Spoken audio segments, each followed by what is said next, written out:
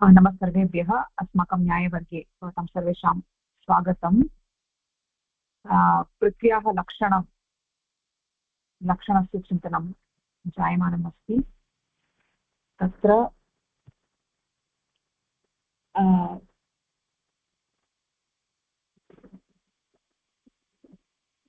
Screen दृश्यते खलु? But there's a bit of resound, Bhagini, in your voice today. I don't know why. What? Your voice, there's a resound. I don't know. Have you changed your headphones? I'm actually speaking the speaker. Oh, okay. Okay, no problem, Bhagini. Go ahead. It's audible. No problem. Go ahead. Yeah. Okay. So प्रथमतया अस्माभिः उक्तं पृथ्वी नित्या पृथ्वी अनित्या पृथ्वी इति। नित्यत्वं नाम किम् इति अपि चिन्तितं। नित्यत्वं ध्वंस अप्रतियोगित्वम्, अनित्यत्वं ध्वंस प्रतियोगित्वम् इति अस्माभिः चिन्तितम्। इत्युक्ते यस्य विनाशः कदापि न भवति, यस्य उत्पत्तिः अपि न भवति, तादृशपदार्थः नित्यपदार्थः। यस्य उत्पत्तिनाशः भवति, तादृशपदार्थः अनित्यः। अनित्यपदार्थस्य प्रतियोगी, अनित्यपदार्थस्य अनियोगी प्रतियोगी इति एतादृशभावः भवति। तर्हि घटः इति अनित्यपदार्थः, घटः प्रतियोगी, तस्य अनुयोगी घटाभावः। घटाभावस्य प्रतियोगित्वं घटे वर्तते, परन्तु आकाशाभावस्य प्रतियोगित्वम् आकाशे अस्ति इति न वक्तुं शक्यते। आकाशः नित्यपदार्थः सर्वत्र वर्तते। अतः नित्यत्वम् अनित्यत्वं नाम किम् इति अत्र दर्शितम्। इदानीं पृथ्व्याः पुनः त्रिविधा विभजनं शरीरेन्द्रियविषयभेदात्। शरीरम् अस्मदादीनाम् इन्द्रियं गन्धग्राहकं घ्राणं नासाग्रवर्ती विषयः मृत्पाषाणादिः इति पुनः तत्र पृथ्वी त्रिविधा। इत्युक्ते अत्र किमर्थं पुनः विभजनम् इति चेत् तत्र अनित्यपृथ्व्याः विभजनम् अत्र शरीरेन्द्रियविषयभेदात् इति। पार्थिवशरीरं, पार्थिव इन्द्रियं, पार्थिवविषयः इति। तर्हि शरीरम् इत्युक्ते अस्मदादीनां शरीरं, मनुष्याणां वा पशूनां वा शरीरं पार्थिवशरीरम्। इन्द्रियं घ्राणम् अस्ति, इन्द्रियं घ्राणं। घ्राणस्य प्रयोजनं किमिति चेत् गन्धस्य ग्राहकम् अस्ति घ्राणं। कुत्र वर्तते इति चेत् नासिकायाः अग्रभागे वर्तते। विषयः, पार्थिवविषयः अस्ति मृत्तिका, पाषाणः इत्यादयः। इदानीं प्रकारान्तरेण विभज्यते पुनः इति। आत्मनः भोगायतनं शरीरं, यदवच्छिन्नात्मनि भोगः जायते तद् भोगायतनं। सुखदुःख अन्यतरसाक्षात्कारः भोगः। शब्देऽत्र उद्भूतविशेषगुणानाश्रयत्वे सति ज्ञानकारण मनस्संयोग आश्रयत्वम् इन्द्रियत्वं शरीरेन्द्रियभिन्नः विषयः। एवं च गन्धवत् शरीरं पार्थिवशरीरं, गन्धवत् इन्द्रियं पार्थिवेन्द्रियं, गन्धवान् विषयः पार्थिवविषयः इति तत्तल्लक्षणं बोध्यं। तत्तल्लक्षणं बोध्यं। पार्थिवशरीरं दर्शयति शरीरम् इति, इन्द्रियं दर्शयति इन्द्रियम् इति, गन्धग्राहकम् इति प्रयोजनकथनं, घ्राणम् इति संज्ञा, नासाग्रेत्याश्रयोक्तिः। एवम् उत्तरत्र ज्ञेयं पार्थिवविषयं दर्शयति पाषाण इति। तर्हि अत्र पुनः विभजनं करोति। इन्द्रियं विभजनं करोति। तत्र किमस्ति, शरीरम् इन्द्रियं विषयः इति। तर्हि शरीरं नाम किम् इत्युक्ते आत्मनः भोगायतनं शरीरम्, आत्मनः भोगस्थानम्, आयतनं स्थानं शरीरं। यत्र आत्मा सर्वत्र वर्तते तथापि शरीरे एव सुखदुःखस्य साक्षात्कारः भवति। यदवच्छिन्न आत्मनि भोगः भवति, शरीरावच्छिन्न आत्मनि भोगः जायते, तद् भोगायतनं। तर्हि यत्र भोगः जायते तदेव शरीरं। यत्र आत्मा भोगम् अनुभवति तद् शरीरं। सुखदुःख अन्यतरसाक्षात्कारः भोगः। तो यत्र आत्मा स्थित्वा सुखं दुःखं वा अनुभवति तद् भोगायतनं। शरीरस्य अभावे सुखदुःखस्य अनुभवः न भवति। सुखदुःखस्य साक्षात्कारः शरीरे एव भवति। सुखदुःखसाक्षात्कारः अन्यतरसाक्षात्कारः भोगः। तादृशभोगस्य स्थानमस्ति शरीरम्। तर्हि शरीरं नाम किम् इति अत्र उक्तमस्ति। तर्हि इदानीं ततः अग्रे इन्द्रियं नाम किम् इति उक्तमस्ति। शरीरे इतरोद्भूतविशेष गुणानाश्रयत्वे सति ज्ञानकारणमनसंयोग आश्रयत्वम् इन्द्रियत्वं। तर्हि इन्द्रियत्वस्य लक्षणम् अत्र उक्तमस्ति। तर्हि इदं तु पारिभाषिकमस्ति, तर्कसङ्ग्रहे पारिभाषिकपदमस्ति। इन्द्रियं ज्ञानस्य कारणमस्ति। तर्हि इन्द्रियेण एव वयं ज्ञानं प्राप्तुं शक्नुमः। वस्तुतः इन्द्रियम् अर्थेन संयुक्तं भवति, मनः इन्द्रियेण संयुक्तं भवति, आत्मा मनसा संयोगः। तर्हि ज्ञानप्रापणार्थम् आत्मा मनः इन्द्रियम् अनन्तरम् अर्थः इति तत्र बहिः यत् वस्तु अस्ति एतेषां सर्वेषाम् आवश्यकता वर्तते। तर्हि आत्मा मनसा संयुज्यते, मनः इन्द्रियेण संयुक्तं भवति, इन्द्रियम् अर्थेन संयुक्तं भवति। तर्हि ज्ञानस्य कारणं किम् अस्ति? मनसंयोग आश्रयत्वम् इन्द्रियत्वं। मनः इन्द्रियेण संयुक्तं भवति तदानीमेव ज्ञानं जायते। तर्हि इन्द्रियम् इत्यस्य एकः भागः लक्षणे अस्ति ज्ञानकारणं मनस्संयोगाश्रयत्वम् इन्द्रियत्वं। तर्हि मनः इन्द्रियोः संयोगः यत्र भवति तादृश संयोगः कुत्र भवति इति चेत् इन्द्रिये भवति। तादृशसंयोगत्वं ज्ञानस्य कारणत्वं वर्तते। अनन्तरं शब्देतर उद्भूतविशेषगुण अनाश्रयत्वे सति। तर्हि अत्र शब्देतरोद्भूत, तर्हि शब्दं विहाय अन्य उद्भूतविशेषगुणः इन्द्रिये न भवन्ति। इत्युक्ते तत्र चक्षुरिन्द्रियं वा भवतु, रसनेन्द्रियं वा भवतु, त्वगिन्द्रियं वा भवतु, घ्राणेन्द्रियं वा भवतु, एषु चतुर्षु उद्भूतविशेषगुणः नास्ति। अत्र एतेषां प्रत्येकमेकस्य विशेषगुणः कश्चन अस्ति। यथा अत्र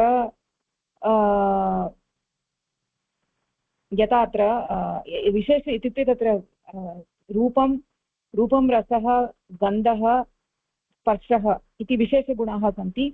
एतेषां गुणानां ग्रहणं तत्तद् इन्द्रियैः एव भवति। इन्द्रियं साधनमस्ति, साधनैः एतेषां विशेषगुणानां ग्रहणं भवति।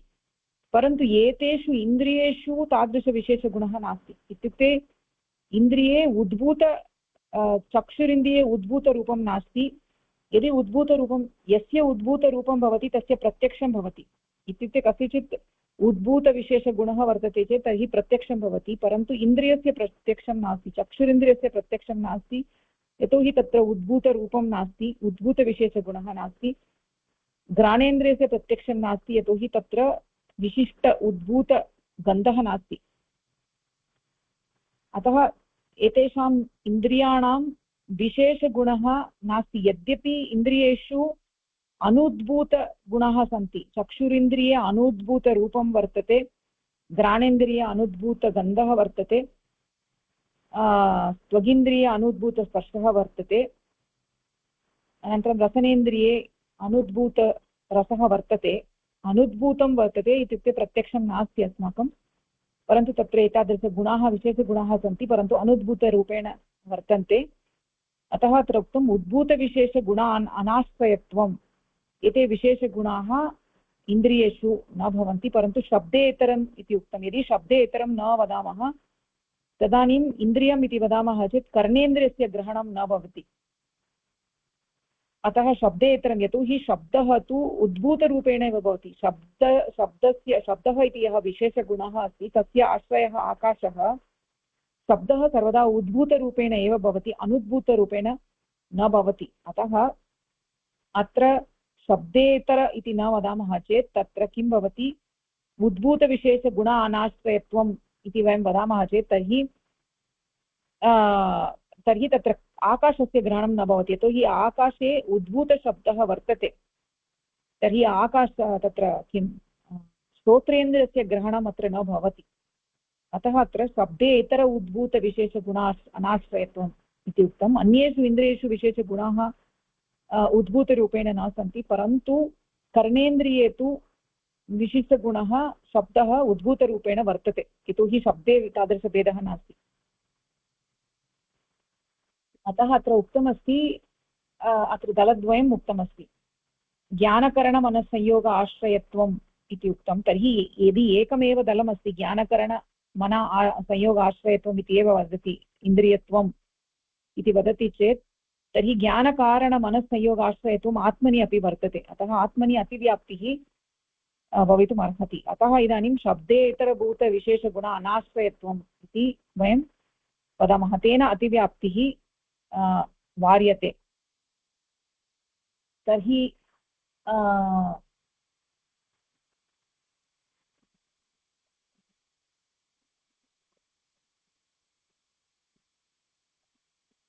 ओके, तर्हि इदानीं केवलं विशेषगुण अनाश्रयत्वम् इति एव वदामः। विशेषगुण अनाश्रयत्वम् इति वयं वदामः चेत् तत्र इन्द्रियाणां चक्षुरिन्द्रियं घ्राणेन्द्रियम् एतेषां ग्रहणं न भवति, यतोहि तत्र एतेषु इन्द्रियेषु विशेषगुणाः सन्ति, परन्तु अनुद्भूतरूपेण सन्ति। तर्हि केवलं विशेषगुण अनाश्रयत्वम् इति वदामः चेत् तदानीम् अव्याप्तिः भवति, यतोहि विशेषगुणाः इन्द्रियाणि विशिष्टगुणानाम् आश्रयभूतानि सन्ति। अतः केवलं विशेषगुणानाश्रयत्वम् इति वदामः चेत् तत्र अव्याप्तिः भवति। अतः उद्भूतम् इति वदामः चेत् उद्भूतविशिष्टगुणाः तु न सन्ति एतेषु चतुर्षु इन्द्रियेषु कर्णेन्द्रियं विहाय। तर्हि शब्दे इतर किमर्थम् उक्तम् इति चेत् यथा मया उक्तम्, आकाशे तु केवलम् उद्भूतशब्दः एव वर्तते। अतः यदि केवलम् उद्भूतविशिष्टगुण अनाश्रयत्वम् इति वदामः चेत् केवलं चतुर्णाम् इन्द्रियाणां ग्रहणं भवति, कर्णेन्द्रियस्य ग्रहणं न भवति। अतः कर्णेन्द्रियस्यापि ग्रहणम् इन्द्रियत्वे भवतु इति कृत्वा शब्देतर इति शब्दस्य तत्र ग्रहणमस्ति।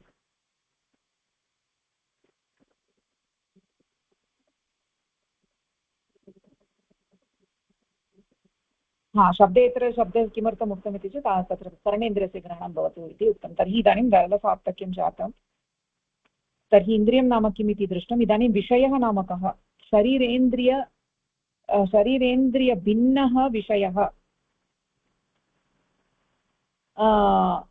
इत्युक्ते विषयः इत्युक्ते शरीरमपि नास्ति, इन्द्रियमपि नास्ति, तयोः भिन्नः कश्चन अस्ति विषयः।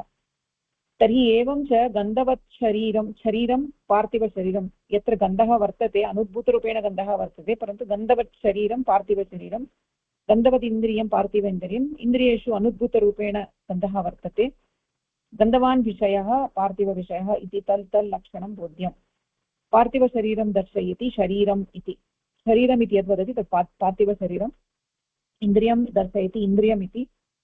गन्धग्राहकं प्रयोजनकथनम्, इन्द्रियस्य प्रयोजनं गन्धस्य, पार्थिव इन्द्रियस्य प्रयोजनं गन्धस्य ग्रहणं, गन्धग्राहकम् इन्द्रियं।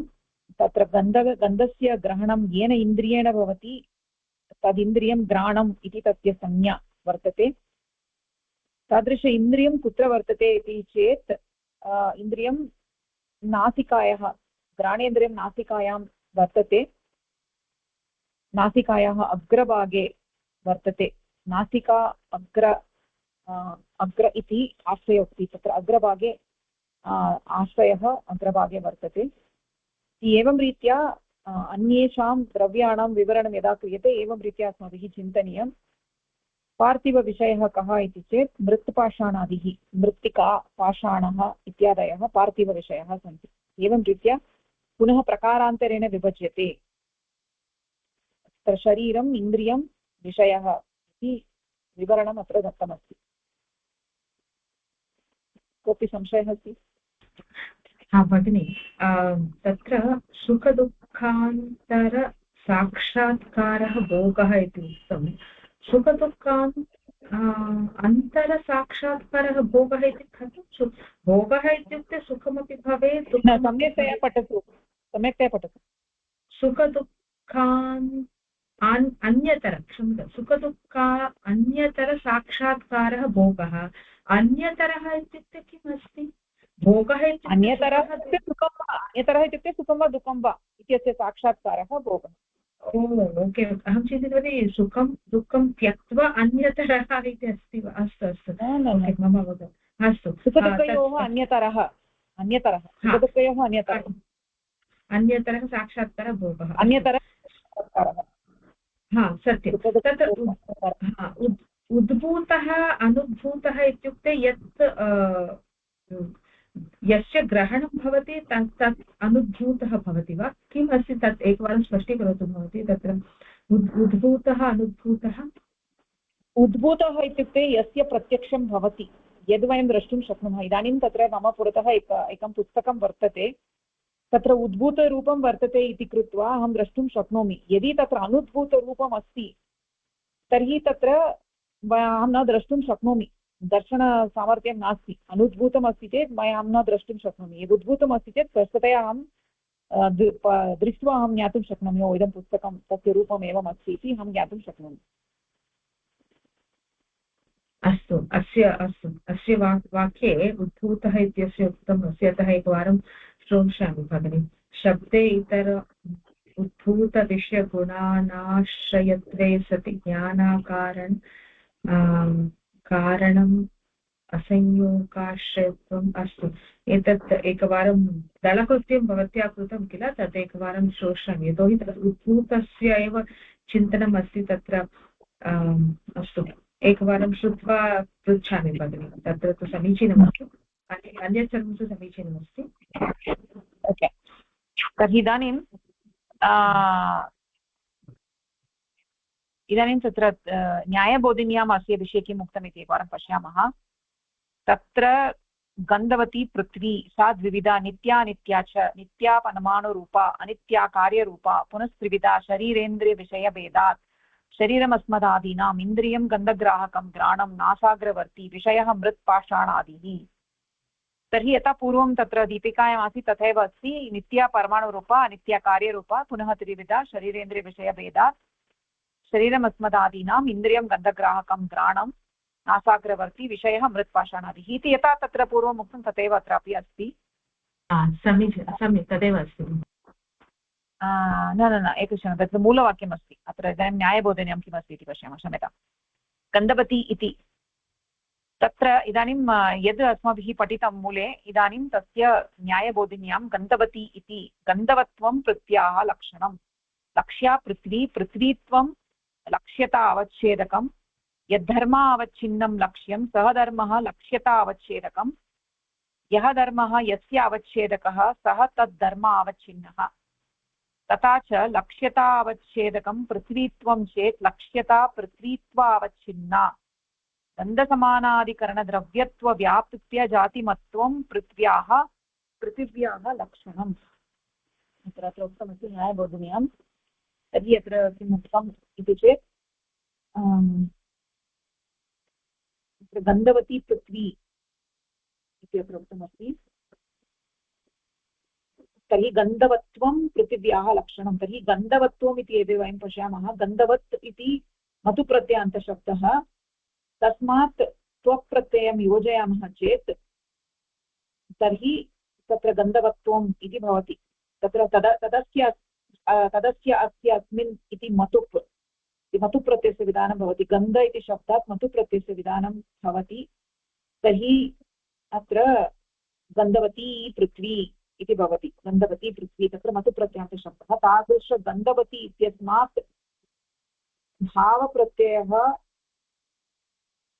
गन्धवती इत्युक्ते गन्धः अस्य अस्मिन् इति गन्धवती इति अस्ति गन्धः अस्याम् इति गन्धवती तर्हि तत्र गन्धवती इति मतुप्रत्ययान्तशब्दः तादृशमतुप्रत्ययान्तशब्दात् भावप्रत्ययः स्वप्रत्ययः योजयामः चेत् तस्य भावस्वत्तलौ इत्यनेन सूत्रेण स्वप्रत्यये योजयामः चेत् तत्र गन्धवत्वम् इति भवति गन्धवत्वं तल् प्रत्ययं योजयामः चेत् गन्धवत्ता इति भवति तर्हि अत्र कश्चन नियमः अस्ति मधुबन्तविहितः भावप्रत्ययः प्रकृतिं गमयति इत्युक्ते गन्धवत्वं नाम किम् इति चेत् गन्धवती इति मतुप्रत्ययः तस्मात् त्वप्रत्ययः योजयामः चेत् गन्धवत्वं गन्धवत्वम् इत्यस्य अर्थः कः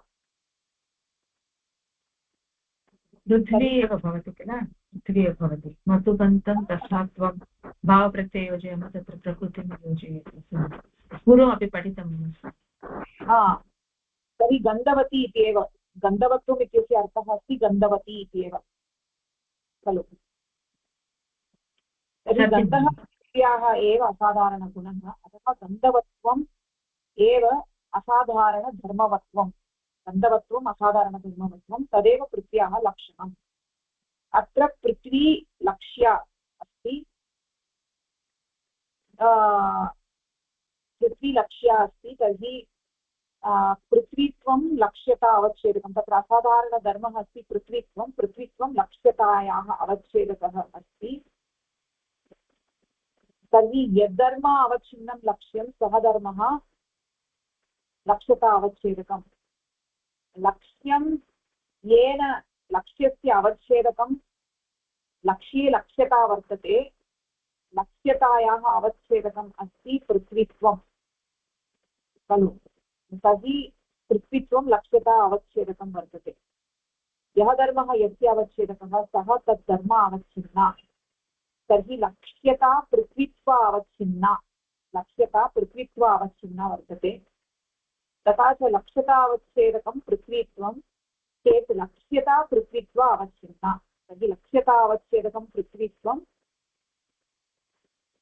लक्ष्यता पृथ्वीत्वा अवच्छिन्ना वर्तते तर्हि गन्धसमानाधिकरणद्रव्यव्याप्त्यजातिमत्वं पृथ्व्याः लक्षणं गन्धवत्वं पृथ्व्याः लक्षणम् इति वयं वदामः चेत् यथा अस्माभिः दृष्टं तत्र आदौ उत्पन्नघटे विनष्टे घटे गुणः न भवति इति कृत्वा अव्याप्तिः भवति खलु इति चेत् तत्र गन्धवत्वम् इति लक्षणस्य परिष्कारः गन्धसमानाधिकरणद्रव्यत्वव्याप्त्यजातिमत्वम् इत्युक्ते पृथ्वीत्वमेव पृथ्व्याः लक्षणम् इत्युक्ते गन्धे यस्मिन् अधिकरणे वर्तते तत्र द्रव्यत्वस्य व्याप्यम् अस्ति व्याप्यजाति वर्तते पृथ्वीत्वं तदेव पृथ्व्याः लक्षणम् इति परिष्कृतलक्षणम् एवं पृथ्वीत्वम् इति वयं वदामः चेत् पृथ्वीत्वं तु आदौ यद् द्रव्यं निर्मितं पार्थिवद्रव्यं तत्रापि पृथ्वीत्वम् इति धर्मः वर्तते एव सर्वेषु पार्थिवद्रव्येषु पृथ्वीत्वम् इति तु वर्तते एव एवं शीतस्पर्शवत् आदि लक्षणेषु जलादीनां लक्ष्यता जलत्वादीनां लक्ष्यता अवच्छेदकं च भवति यथा अत्र पृथ्वीस्तरे दृष्टं पृथ्वी लक्ष्यायां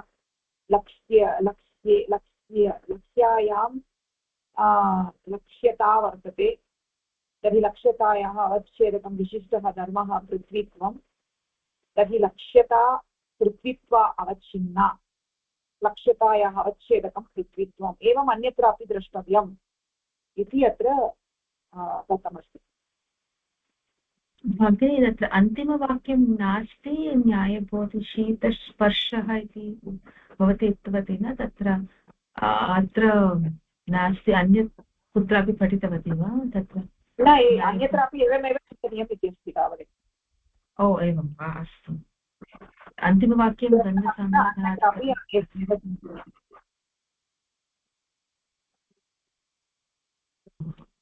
अस्तु भगिनि शृणोमि पुनः एकवारं सम्यक् श्रोतव्यमस्ति इति अत्र न्यायबोधिनी अपि समाप्ता इतः अग्रे तत्र शीतस्पर्शवत्यः अपः इति तद् अग्रिमसप्ताहे स्वीकृतं सम्यक् धन्यवादः अहम् एकक्षणं रेकार्डिङ्ग् स्थगनम् अस्तु धन्यवादः नमस्कारः